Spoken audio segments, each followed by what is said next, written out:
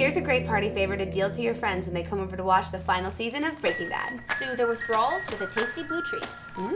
Let's break it down.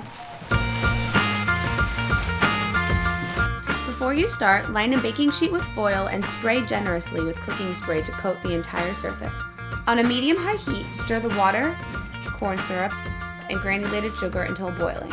Insert a candy thermometer into the mixture and continue to let it cook without stirring until it reaches exactly 285 degrees Fahrenheit. Make sure to watch the thermometer carefully at this stage. If you let the mixture rise to a temperature higher than 285, the color of the sugar will start to darken. Immediately remove the pot from the flame. When the bubbles subside, add the food coloring and flavoring and stir well. Carefully pour the candy onto the baking sheet and gently shake it so it disperses evenly. Let it cool and harden completely before cracking with a metal ladle or hammer. Deal them to your guests in tiny jewelry bags.